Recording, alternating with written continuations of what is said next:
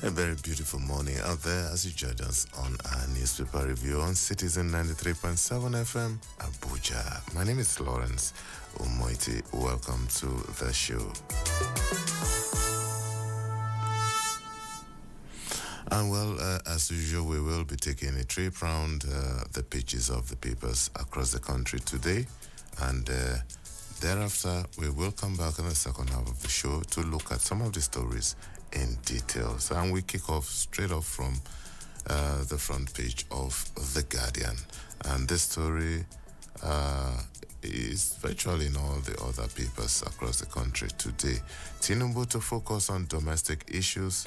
Shettima leads Nigeria's delegation to UNGA, says President.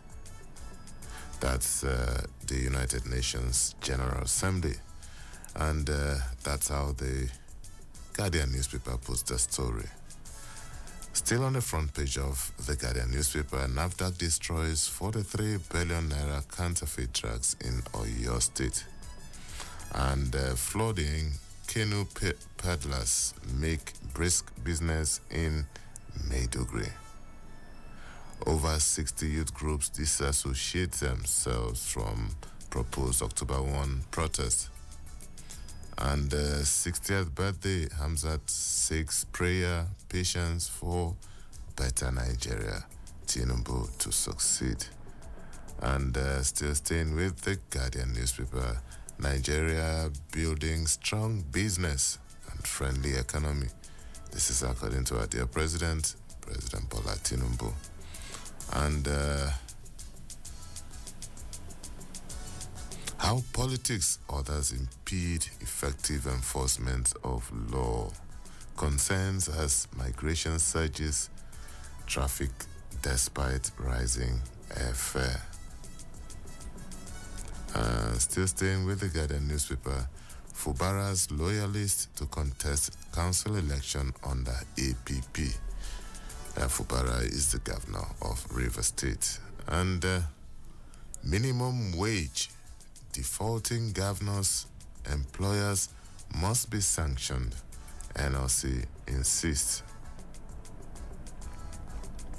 And to Edo election, do not monitor Edo election if unaccredited, police warns.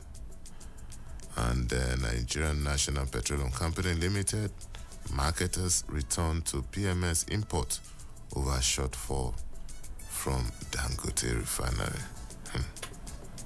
And for some politics too, PDP crisis, more cracks in governor's rank as BOT meets NAS caucus.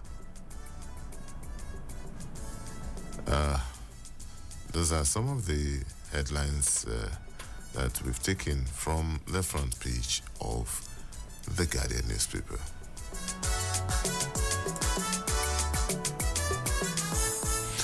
And we move on to the Punch newspaper, and it leads with the story, Dangote officials, refiners tackle marketers over imported PMS.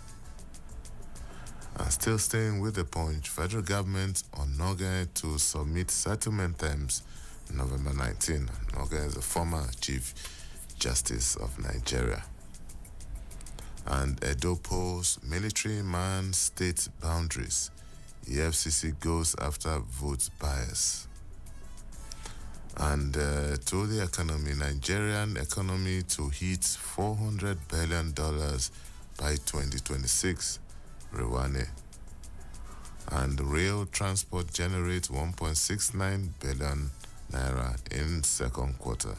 This is according to the NBS. And Damagum, 4 governors back Wike's support for PDP chair.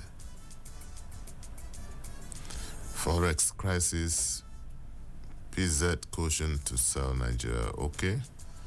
Farmer header clashes, presidential panel recommends open grazing ranching. Lagos clerics, abductors. Okay. Nigeria technically. Okay. Maybe we move on to some other stories from the Tribune newspaper.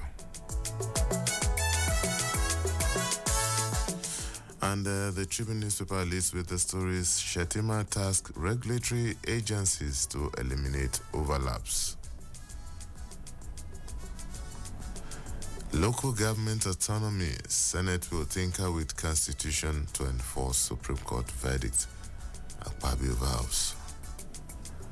And Tinubu councils on trip, Shetima to lead Nigeria's delegation. Yes, we've seen this.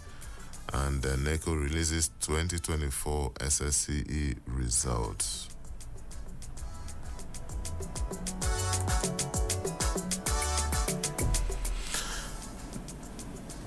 Daily Trust is next. Nigerians' hopes dashed over Dangote fuel price. Maiduguri flood victims in dilemma after discharge from camps.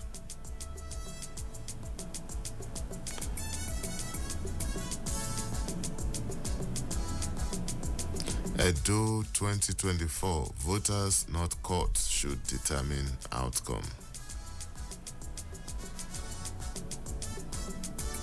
World Bank set to approve $1.5 billion loan to Nigeria.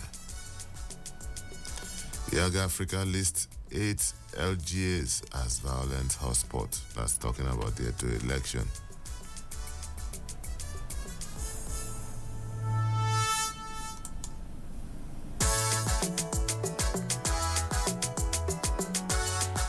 All right, we move on to this day newspaper, and the paper leads with the story in race for Edo governorship, 6 trends to watch out for. Okay, tomorrow is the D-Day. President Bola Tinubu says we are building robust financial system and business-friendly economy for foreign direct investment. And speaking in that vein, the Minister of Finance says FG has exited ways means financing. He says economic reforms bearing fruit. Governor Alai of Benue State says Benue ready for flood. Good to hear.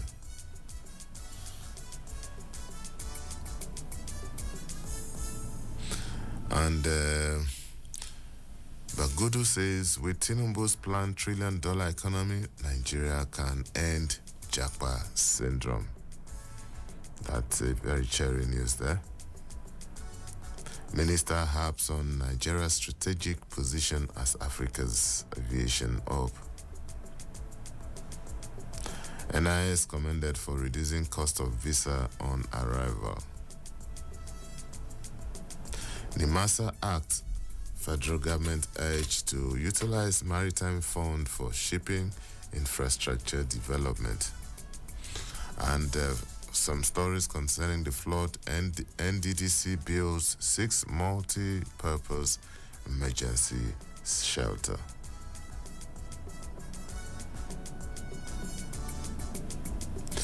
President will soon rejig his cabinet to accommodate Plateau. This is coming from the governor of Plateau State. Oyebanji seeks unity among Ekiti monarch. And that's the governor of Ekiti State. And as Edo people choose their governor in 24 hours' time. Climate crisis to mitigate malnutrition disease in children. Gates Foundation calls for targeted global health spending. And still staying with this newspaper, there is a feature here on Thabo Mbeki, an unrelenting force in quest for African renaissance and Pan-Africanism.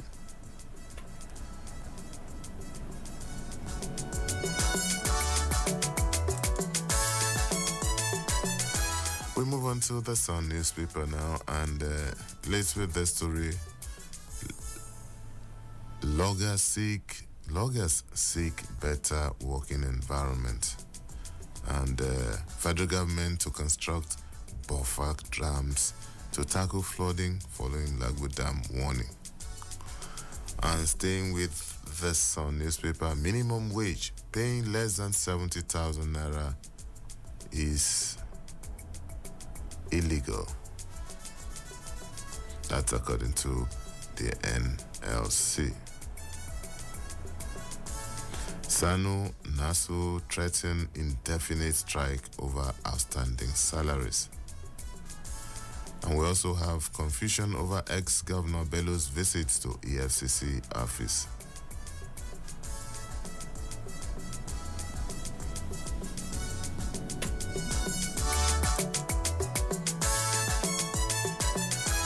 The Vanguard newspaper is the last paper we will take today, and it lays with the story: ECMR will no longer stop vehicles to check papers. This is from the Nigeria Police Force. And back to the labor story: petrol price has rendered 70,000 naira minimum wage useless. That is quoting the NLC. Why Nigerians patronize night buses despite danger. Why Nigerians patronize night buses despite dangers. Okay, I think we've had enough from the headlines across the papers. We will take a short break now. When we return, we will look at some of the stories in details. It's still newspaper review on Citizen 93.7 FM here in Abuja. Please don't go away. The program will return in a moment.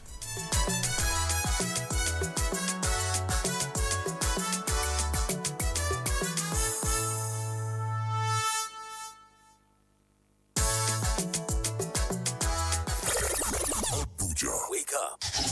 Reach out. Speak up. Speak out. You are the voice of a new generation. And this is your station. Talk Radio 93.7 Citizen FM. Abuja. Wake up. Reach out. Speak up. Speak out. You are the voice of a new generation. And this is your station. Talk Radio 93.7 Citizen FM.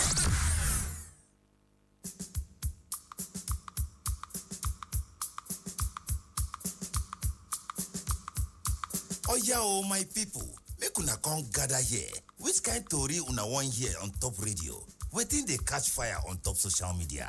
Bring am on top, make we talk am. For Citizen 93.7 FM Abuja, every Monday go reach Thursday, and the time na 5:10, wey be 10 minutes after 5.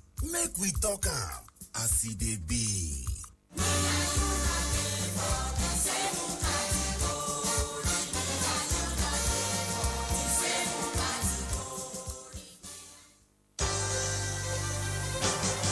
Did you miss out on the news during the week? Not to worry. Retrospect is here to make up for the missed information. Retrospect is a complete package of all the major news headlines that made the airwaves from Sunday to Saturday. Join me, Esther Musu, on the program Retrospect on Citizen 93.7 FM Abuja every Sunday at 6 p.m.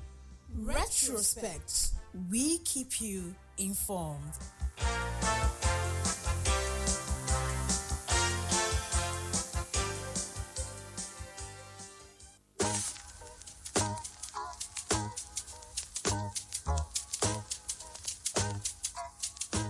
Need a lift? Feeling low, bored, or confused? Wants your dream to brightly glow? Here is what to do. Women's Corner is waiting just for you. Education, work, lifestyle, career, mentorship, and family too. We will tackle the issues, provide solutions, and see you through. Finding your voice, reaching high, and making an impact. Women's Corner, where knowledge can fly. Join us every Mondays and Wednesdays at 1 p.m. for inspiring stories and practical advice to reach all your glories.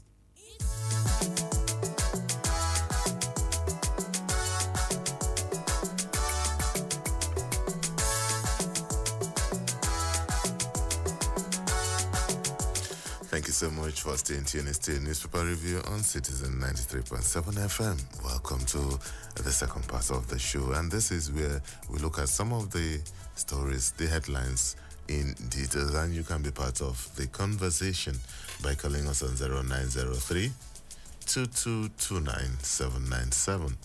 That's 0903 2229797. You can also call us on 0818 2222205 or 0818 2222206, and you can also send us a WhatsApp message, and we will react to your message. And don't forget that you can also join us on YouTube. Just type in Citizen FM 93.7 Newspaper Review, and you will be part of the show wherever you are on planet Earth. Meanwhile, welcome to the show again. Yes, our in-house analyst is already seated. Mr. Salmon Salami, good morning, sir. Very, very good morning to you, guys. Mr. Salami is the Chief Operating Officer, Citizen 93.7 FM, and as usual, he will help us make sense of some of the headlines and some of the stories in the papers today. Mr. Salami, let's take off with the Nation newspaper. It says, Tinubu shelves 79th hunger for domestic challenges. The President has shelved the 79th United Nations General Assembly in New York, United States. He will not attend the global event to enable him focus on domestic challenges. Nigeria's statement will be read at the General Assembly by the Vice President Kashim Shettima. Presidential spokesman Bayo Onanuga in a statement said President Tinubu will not attend the United Nations General Assembly session in New York this year. And Nigerian envoys and businesses are marketing the country's abundant opportunities at the General Assembly for investors. So, Mr. Salami, that's the story. It's everywhere. Broke yesterday. The president says, you know what? I need to sit back and face squarely the myriads of challenges in the country. One of the best decisions ever taken by any leader in Africa. I give kudos to President Bola Ahmed Tinubu for realizing the fact that there is job to be done. There's job waiting for him to be done. And for him to say that, no, I will not attend the hunger United Nations General Assembly session because charity begins at home. It does not stop there. Let us thank this government for being, to a large extent, a listening government. And that's what we need. He said it times and times over that, I feel your pain. We can now see that it truly does. But sitting down at home, not attending hunger in itself and by itself is not enough. There's the need for the president to go to work and to continue working. Oh, well, that's true, Mr. Salami. We hope that other officials of government will be on the same plate with the president and address the myriads of challenges because, Mr. Salami, let's face it, the challenges are massive. From at the federal level, state levels, local council level, ward level, individual level, even at family levels, they are just there. Should he come down and address the individual and the family level problem? No, that's why I'm saying everyone should be on board. If the governors are on the same page with the president, they will tackle the ones at the state level. If the local government chairmen are on board with the president, then they will face their responsibilities at the local government level, at the ward level, the same thing. And individual levels, as Nigerians, we also know what's good and what's bad. If we individually decide to do those things that are good and will support and enhance the image of Nigeria, gradually and eventually we may get out of this. That is what is called collective responsibility. All right, Mr. Salami, let's touch this story briefly before we move on. In the next 24 hours or less, elections will come up in Edo State governorship election. It's an off-cycle election to be followed closely with the one in Ondo State. But for tomorrow, Edo people are going to the polls, and it's been months of politicking, Brit back, accusations, counter-accusations, campaigns, grandstanding, everything that have to do with all those kind of our own kind of politicking, everything but addressing the main issues. So tomorrow is the D-Day, and that is where the people of Edo State ultimately will decide, because power belongs to the people with the voter card who will go out to vote, not the ones who have the voter's card and stay back at home. You don't have any power. If you have a card and you stay at home, your card is useless, your power is useless. But for those who would decide to brave the situation and go out to cast their ballot to their preferred candidate, they are the ones that will use that power. It's end of a campaign. According to the NBC rules, according to INEC rules, political parties are not expected to campaign again. They've done enough of that. Now, the focus is on INEC to see how they will pull this off. Thankfully, it's an off-cycle election. The pressure is reduced, and they have less to contend with. The focus is also on our security agencies. And remember, in the last couple of days, the Chief of Defense Staff was personally in Edo State to show how important the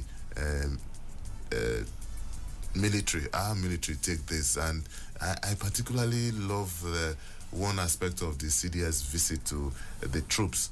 He was telling them that, look, it is not the business of the military to intervene in the politicking of politicians, but to ensure that everyone feels safe to participate in the business of election. And so, fingers crossed, let's see what's going to happen. What's your take on this, Mr. Salam? This is a watershed in the history of elections in Nigeria. INEC is in the highs of the storm. The Nigerian security agencies, they are also being watched. And we, the purveyors of news, are on our toes. Thank God that INEC is getting it right. We pray and hope that they will raise the bar and remain the shining example of what an electoral body should be, not only in Africa, but in the world. We know for sure that INEC has put everything humanly possible in place to ensure a free, fair, transparent, and credible election. This is what Nigerians expect and nothing less. Also, the security agencies are on top of the game. We have heard from the number one soldier in Nigeria, General Christopher Gwabin Musa, who, as a result of patriotism and commitment to fatherland, in our bid to hold our own in the Committee of Nations, went to Benin, had robust and frank conversation with the troops and other critical stakeholders in the electoral process. He couldn't have done better. This is a sign that Nigeria is ready to fulfill our manifest destiny. This is to show that democracy will be deepened and it will work at the end of the day in this country called Nigeria. It is now left for Nigerians now to do their own part of the bargain, especially the voters in Edo State. we plead with the voters that they should please vote their mind, vote their heart, and vote their conscience. This is not the time for violence. Like my people say, fight no day for church. You all say your prayer, and I say, Amen. All right, Mr. Salami, let's take this story also before we move on. Private employers paying below 70,000 naira risk jail. This is according to the federal government. The federal government has called on agencies recruiting for the private sector to adhere to the 70,000 naira minimum wage, warning that any deviation would not be tolerated. According to the federal government, the new minimum wage is necessary to address the current economic reality, emphasizing that no Nigerian worker, whether in government or private employment, should be paid less than the minimum wage. That is the law, and that is the law of the land. My sentiment is not to employers today, but to the employees.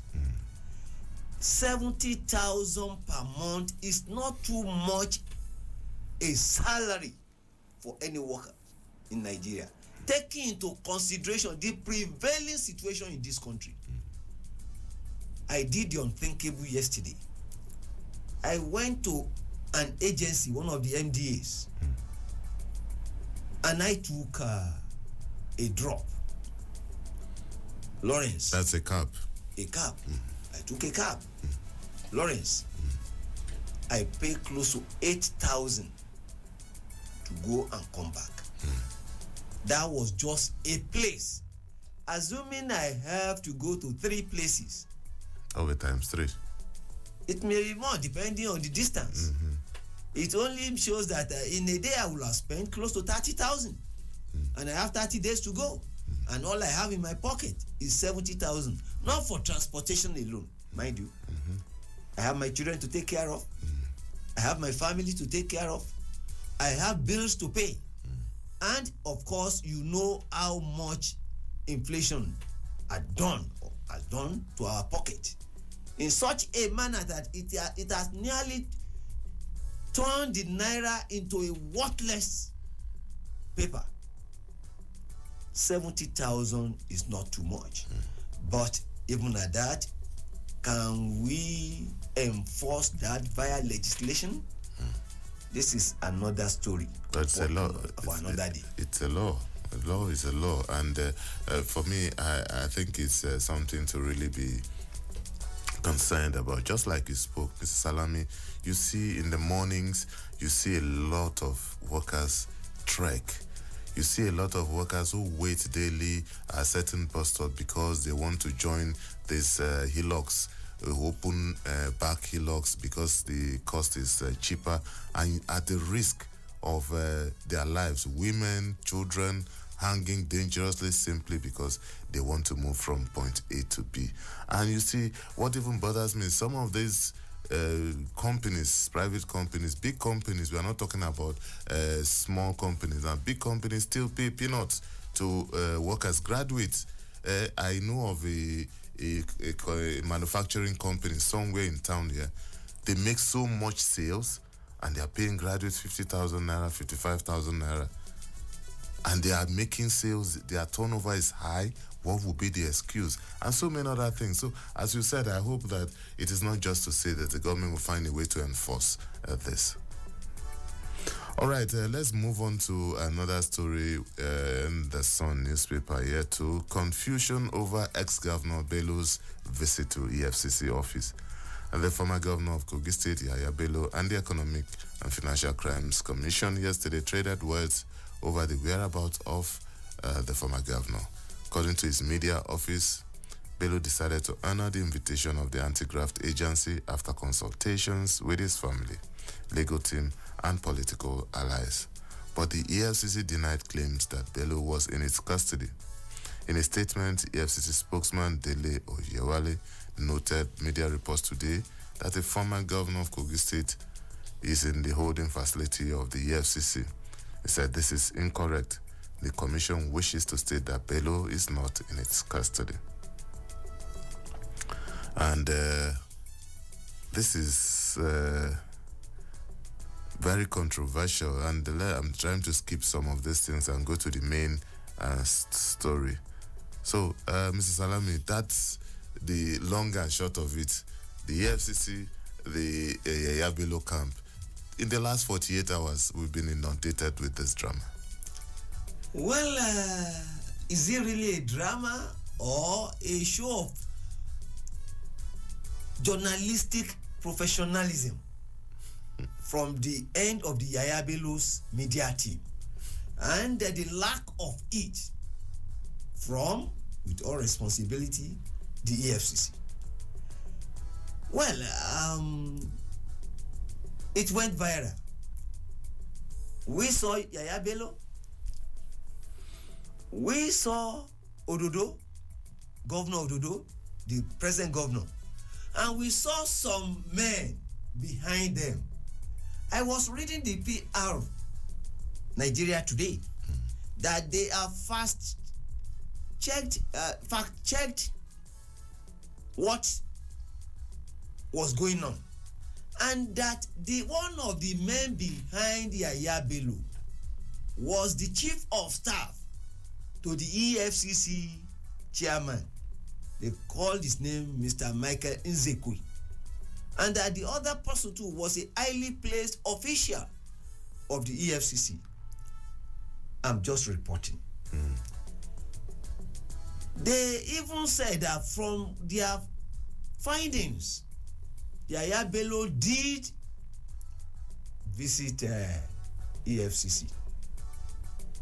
I will not say more than that for now, because I put a call through to our good friend. The thing did not go through. And of course, one of the canons of robust journalism is balanced reporting or reportage. You must balance your story.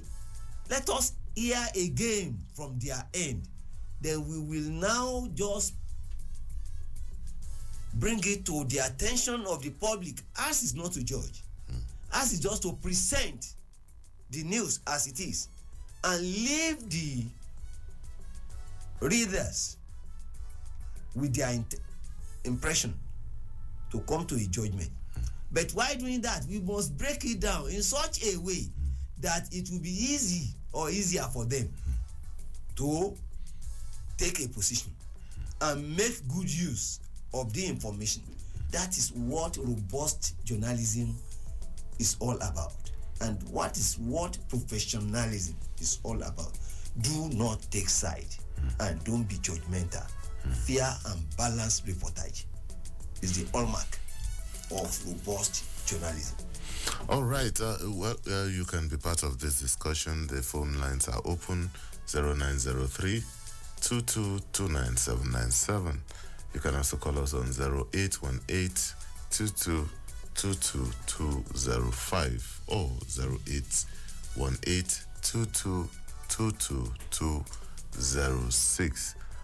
Call us and let's have your thoughts on any of the stories so far. Still staying with the Sun newspaper, federal government constructs buffer dams to tackle flooding following Lagbu Dam warning. The federal government has revealed its plan to construct 5 buffer dams to contain incessant flooding arising from release of water from Cameroon's Lagbu Dam. The plan was disclosed by the Director General of the Nigeria Hydrological Service Agency, Omar Mohammed. Nigeria is in floodplains where Nigerians in floodplains were warned by the agency to relocate to safer places due to the expected floods precipitated by the release of water from Lagbu Dam. Mr. Salami, if I can remember, we've had cases of release of water from this dam for as long as forever, and we've had promises by successive or past governments about how to tackle the situation. In fact, when I was reading up on this issue a few years ago, one of the reasons for the construction of the Alau Dam was because of the release of water from the Lagbu Dam in years past. But Now we say we are thinking of 5 buffer dams. These are not things that are constructed in 2 weeks or 3 weeks. These are massive projects. Lawrence, I've been saying this, that there is the need for us to rethink what civil service and civil servants is all about. Honestly, I've been telling you that what happens in the civil service can never happen and will never happen in private sector. Why did I say this? In private sector, you know that you are on your own. You must think out whatever project you want to embark upon and how you intend to execute it. It must be thorough thinking. In fact, I have been saying it that your survival depends on thinking. It's not a choice. And you must be proactive. You don't do today what you ought to have done 20 years ago, you will fail. And there will be consequences. Of course, there will be consequences. I've been saying it that the way we continue to reward indolence and wrongdoings, that's why we are having what we are having today. We should stop rewarding wrongdoings. How will a DG tell me now that they are just at the level of thinking or talking, that they want to construct 7 or 5 buffer dam? So that is what we should be thinking now. When the flood is already here, when Cameroon will, as a matter of minutes, release water from the Lagdo Dam, honestly, Ed Shuro, and we are saying this with all sense of responsibility. Unless we do this, unless we stop rewarding indolence, we will not go far in life. And I am not a prophet of doom. All right, one man that is planning to go far in life appears to be Governor Alea of Benue State, and he says Benue is ready for flood.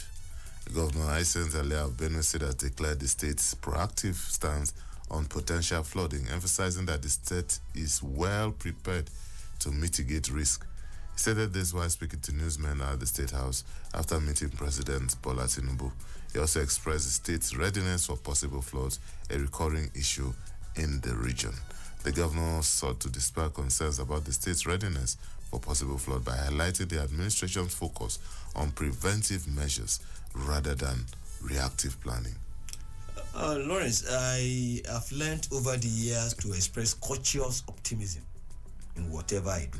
Yes, you are ready. That is not enough. What and what have you put in place to show us that, yes, you are ready? I keep on saying this. Prevention is not only better than cure, it is cheaper. Proactive measures and not reactionary ways of addressing issues. I've been saying it, and we continue to say it, at the expense of sounding like a broken record, that there is the need for us to be proactive. We have been telling Nigerians that prevention is not only better than cure, it is cheaper. And that is where I rest my case. All right, we move on to the Tribune newspaper. Shettima tasks regulatory agencies to eliminate overlaps. Vice President Kashim Shettima has charged regulatory agencies to eliminate overlaps and align their actions with the present administration's agenda for economic growth and improve ease of doing business in Nigeria. He said the federal government remains committed to streamlining the regulatory environment in Nigeria. According to him, this is crucial in driving coordination, transparency, and global competitiveness required for the nation's economic transformation. Let us hear that again. To avoid overlap. Where is Oronsanye report? What did they tell us will happen?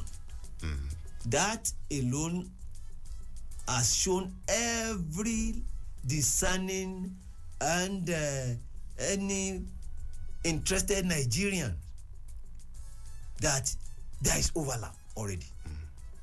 So I think we know what to do. We all know what to do. The question is, do we have the political will and courage to do it? We do not need to tell Nigerians again what we were told about the Royce report and how it will be implemented in so months. We are still watching. All right. Well, still staying with the Tribune, one man who seems to have, at least for now, who seems to have that courage that you're talking about, appears to be the president of the Senate. He says the Senate will tinker with the Constitution to enforce Supreme Court verdict. And this is the story. President of the Senate, Godswill Akpabio, has said the Senate will tinker with the Constitution to allow the Supreme Court on local government autonomy to be implemented. A statement issued to newsmen disclosed that Akpabio made the remarks in Uyo when he received certain members of his party who recently returned to the party. But the long and short of it is that this tinkering is occasioned by the reluctance, so to speak, of some of the parties in the suit to implement the Supreme Court judgment. Mr. Salami, what kind of country will enact another law to force parties to implement a judgment of the highest court of the land? Well, it has now shown us that the level of our decadence and the descent into I don't know how do you put this, because whatever comes out of the mouth in form of pronouncement of the learned justices of the Supreme Court is law. And there is no appeal again. The only appeal goes to God, and I don't know the office where you take that to. In actual fact, there is no controversy again after judgment from the Supreme Court. What is left is enforcement. But like a man with prostate, the Supreme Court cannot enforce its own judgment. It is not even the duty of the Supreme Court. It ends there after the judgment. And the enforcement is in the hands of not even the legislative or the legislature. It is the executive. So, what again are we talking about? And we have the organs, or we have the agency of the government that is saddled with this duty. What are they waiting for? Lawrence, I've been saying this, and I still want those who have ears to hear, that unless we Nigerians as a people are ready to move this country forward, we will be running commentary on a daily basis. And this is not in the interest of all Nigerians. Okay. This is not even in our interest. We will not go far with this unless we change our ways and our minds and our attitude to public office and public service. What is the Nigerian police doing in this respect? It is an offense for you to refuse to implement or abide by the judgment of any court of competent jurisdiction, let alone the Supreme Court of Nigeria. As it is today, there is autonomy, and the local government authority, local government councils, they have autonomy. They are autonomous. They are free to spend whatever is given to them from the federal government the way that will enhance the welfare and well-being of the people of the council areas. And the money should be given, and it is being given to them direct from the federal allocation. No tinkering from any state government. The so-called joint account has been outlawed. And the chairmen too themselves should take charge. But we have seen a situation whereby they have released you now and you have refused to go. Well, Mr. Salami, sometimes some of these things are easier said because we're talking about politics here, especially our brand of politics. But let's see how all this pans out in the next couple of months. Still staying with the Punch newspaper, FG Onogen to submit settlement terms for November 19. And the Court of Appeal, Abuja Division, has approved the proposal by the federal government to settle out of court with a former Chief Justice of Nigeria, Justice Walter Onogen, who is challenging his premature removal from office in 2019. The three-man appellate court, led by Justice Oyewole, also gave the parties November 19, 2024, to return to court with their settlement terms for possible adoption as the judgment of the court in dispute. Remember that Justice Onogen was removed from office in 2019 by the Code of Conduct Tribunal, which convicted him of failing to declare his asset as a public official. And the Danladi Umar-led CCT also ordered the forfeiture of Onogen's 5 bank accounts. But this is interesting, Mr. Salami. Displeased with this verdict, Onogen appealed shortly after that case, but the case was listed for hearing this year. Lawrence, you see, if I have my way, I will insist that all Nigerians go back to school and read law. Or for whatever is what, you have a diploma in law. Or at the worst, you know what the law says vis-a-vis your life and existence. You may mess up with anybody, not with a well-trained legal mind who rose to the level of becoming the Chief Justice of Nigeria. It is now the government asking for settlement out of court, and not Onogen, not Justice Onogen. This speaks volume. One thing is clear. Let the rule of law prevail in whatever we do. Let the law rule. We are under the law and no man is above the law. And the moment you know your right under the law and you know what the law says vis-a-vis the situation, the better off you are. And of course, I do not need to tell, am I even qualified to advise His Lordship, Walter Onogen, on what to do, how to do it, and when to do it. He knows the law and is exploring or trying to exercise his right under the law. One thing is this: no matter how long, the long arms of the law will catch up with the wrongdoer. The sad thing there is that whatever the settlement, the terms of settlement turns out, or even if they did not settle out of court, the sad thing there is that is removal from office. I don't think the courts will ever restore him to that position again. It was basically, if you know the way Nigerian politics was just to get him out of office at that particular time. That was it. And it served the purpose. So, but I think the learned justice is just trying to clear his name and also try to set a precedent. So why are you going to the realm of equity and trust? You must have heard of what they call equitable remedy. Yes.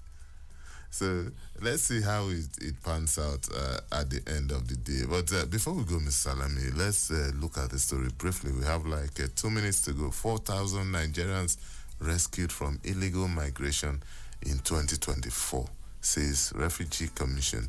Mr. Salami, I picked this story because anytime I see this issue of return of Nigerians, and mostly from Libya, Niger, Mali, Chad, and Sudan.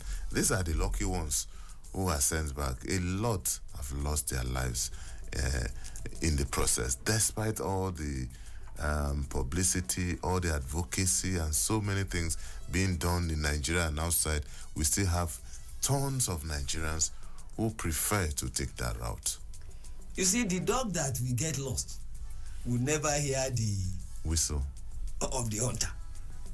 I've been saying it, that no matter the hardship in this land, and there is hardship, no doubt about that, there are still opportunities here in Nigeria.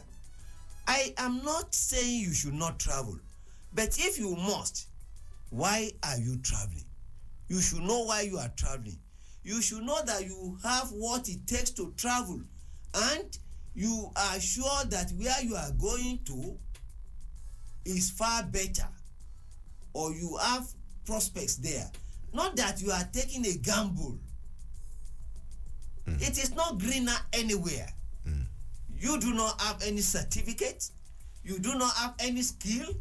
You have not attained, or you have not attended any workshop in such a manner, and nobody is waiting for you there, and you just feel that the streets of where you are going are paved with gold and silver.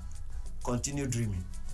You will be lucky if you are even able to return. There are quite many Nigerians in the US and UK who are now lost, gone, and for just shame, they can't come back home. They can't come back home. And the people they left have moved on. Is that how you want your life to be? We know that no matter what we say here, those who will still gamble will gamble. Good luck to you. But we need to do our job and putting the record straight and letting people know. For all measures, Mr. Salami, just like you said, if you intend to travel, get a skill, get the right papers, and off you go. And the sky will be your limit, because opportunities are bound. No one argues that. But where you now, sometimes people spend up to 20 million naira, 10 million naira to purchase, process that, and they now put you in the boot of one vehicle and drive you through the desert, and you now get to Libya or somewhere, and you're not thrown into a bacha and say, okay, let's cross and to the other side, and you get to Spain, and in the process, a lot. We've read so many books, we've listened to so many interviews, accounts of people who have in the process lost their lives. That is even if you are able to get to Spain or Italy or wherever. You see, to see and not talk is the undoing of the old man. To talk and speak and not hear kills a child. All right, that's very deep. We will bring that up again for another discussion, Mr. Salame. Thank you so much. It's always a pleasure to have you on Newspaper Review. Thank you so much, Mr. Salmon Salame. It's a pleasure being here. Thank you very much. All right, that's our package on Newspaper Review on Citizen 93.7 FM. Let's meet again Monday morning, bright and early. My name is Lawrence Sumaite. Enjoy the rest of your day.